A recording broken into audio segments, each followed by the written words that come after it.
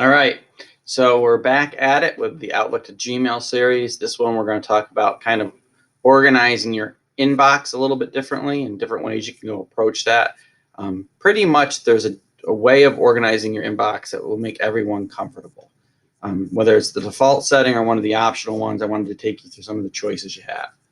All right, so first up here, you have your display density. This doesn't really change how your mailbox is organized, but it does change a little bit how it looks. Okay, I have mine on compact, which means it fits more messages on the screen with less details in general. Okay, I'll switch to default, and you can see the difference. It expands the messages and shows you all the attachments, some of which are signature pieces.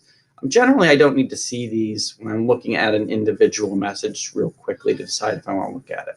So I usually use the display density compact, but we'll switch to comfortable next to show you that.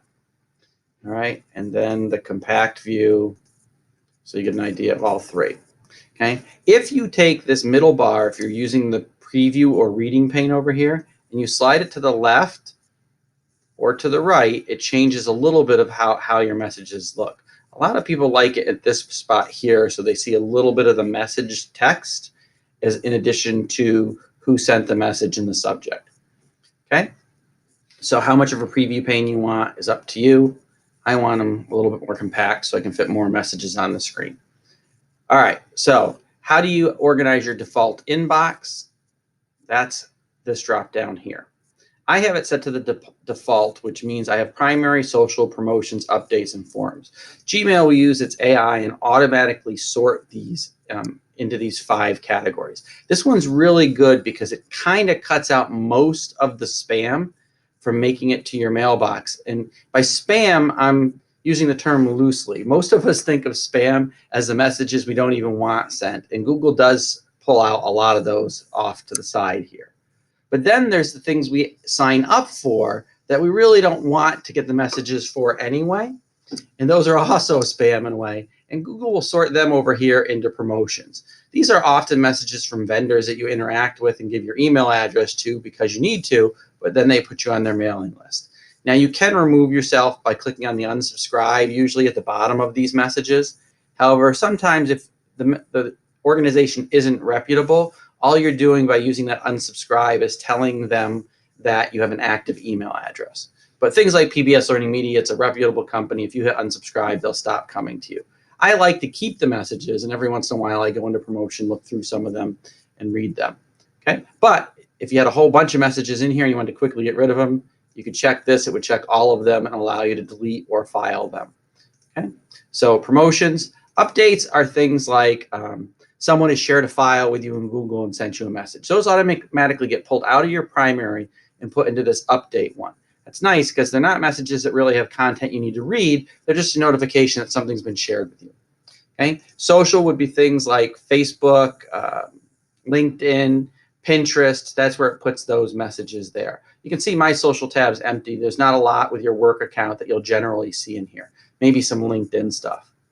Forums, if you're part of any Google forums and people have responded to messages that you've posted or that you've commented on, they're separated out over here. For a lot of you, this won't actually be that useful. I'm in a couple different Google forums for the products that we use at Shen. Okay, but it does sort your messages down. Okay, when you get a new message, it will be in bold. It generally has that little new label there for a few seconds when you come into the screen the first time, and that's the way it alerts you that you've got new messages. Okay, so other ways you can organize your inbox, and I'm sorry this little video is going on a little longer. You have important first, unread first, starred first, and priority inbox. Okay, these are all different ways that you can organize your mailbox other than these tabs going across here. Give them a shot and see which one you like. Okay, notice that on a lot of these, you can come in here and manage your inbox settings. So if you decide that you don't like the social tab being there because you hardly ever get any messages in it, you can uncheck it to get it out of there. Same thing with the forums. If you don't use it, you uncheck it, and then it'll pull them out of there and it won't sort messages into those categories. It's not like it's putting messages in there and you don't see them. It'll actually remove them from the sort. Okay, I'm going to keep those on mine, so I'm going to just come back in here and manage those settings, turn them back on. Okay, maybe in a later video, a more advanced one, we'll show you some other ways of organizing your messages in your inbox. There are ways that you can create custom search tabs that pull messages out into those tabs. All right, now for the analytics piece of this. Please click right up here and give me feedback by using the I on how helpful this video is. Click the like button down below and the subscribe button if you want to see more videos. Thank you.